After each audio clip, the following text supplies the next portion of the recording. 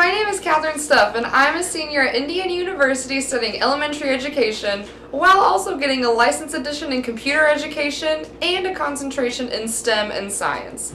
Today, I'm going to share with you about how I am very excited to be the best STEM educator that I can possibly be in my future elementary school classroom. Let's get started!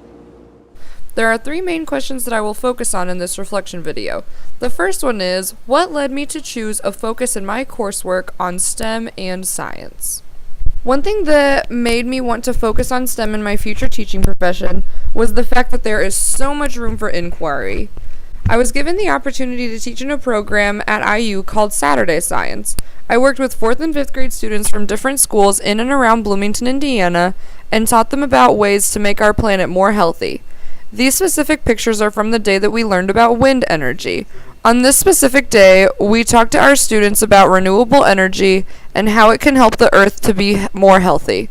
In these pictures, students were given the opportunity to design and build their own windmills and test them to see which ones would produce the most energy. This has helped me reaffirm my passion for STEM because when we were working on this activity, there were so many students that needed to reconstruct their windmills several times, but when they finally created a windmill that worked, they were so proud of themselves. When you allow students to work through their own discovery, it is so beneficial for developing their future problem-solving skills. The next question that I'm going to be talking about is, how have your ideas about effective science teaching developed over the last 2 years? When I first began my methods course for teaching science, we learned the importance of engaging our students while continuing to promote problem-solving skills with them. When I took my science method course, E328, I learned a lesson planning method called the 5 E's. This stands for engage, explore, explain, elaborate, and evaluate. This lesson plan model has helped me to think step by step what my students will be asked to do in the lesson, how this will impact their thinking, and the conclusion I want their problem-solving skills to take them in. In these images, we were talking to our students about the effects that water pollution has on the planet and what we can do to make it better. The students were able to construct their own water filters and test them out in a river that was close to our classroom. This specific activity led me to have the perspective that science can be and is so much fun. I have learned different ways to integrate multiple types of lessons into a science lesson. For example, when we were learning about water pollution, we also had a conversation about how it is not fair to treat our water this way because of our marine life that lives in the ocean. This can connect to justice and activism in social studies.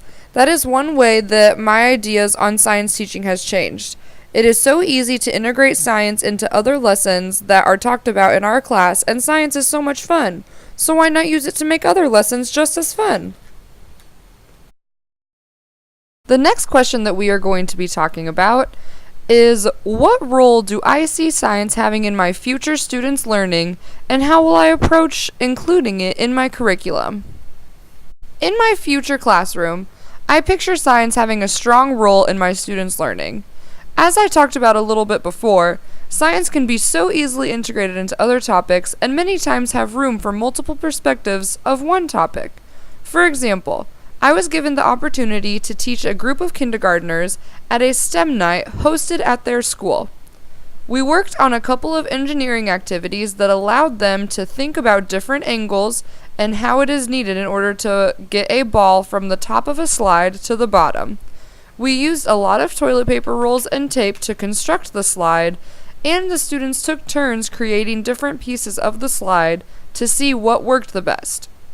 We also threw in some curveballs at the students in order to enhance their thinking to solve it differently.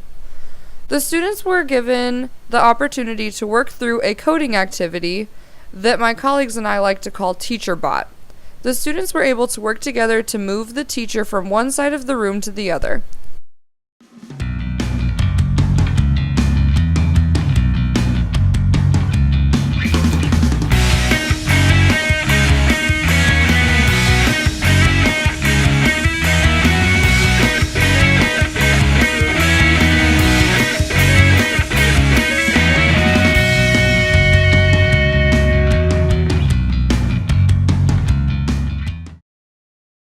I will include science in my future curriculum by integrating science into all aspects of my classroom.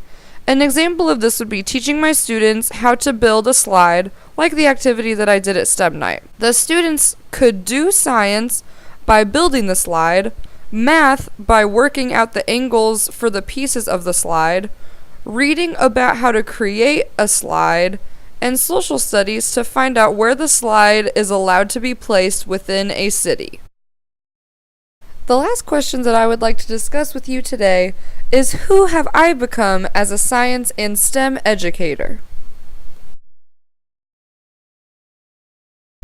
I have loved getting the opportunity to teach so many grade levels throughout my time at IU, while also being able to teach in so many different environments. When I was growing up, I always struggled with science, so when I began my coursework as a teacher, I decided to make sure that all of my future students enjoy science to some capacity.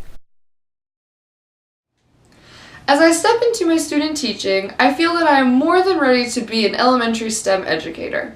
I believe that my passion for science will be displayed in my classroom in multiple aspects. I look forward to inspiring the next generation of STEM learners by creating an all-inclusive classroom for all of my students to let their excitement soar into finding their own passions.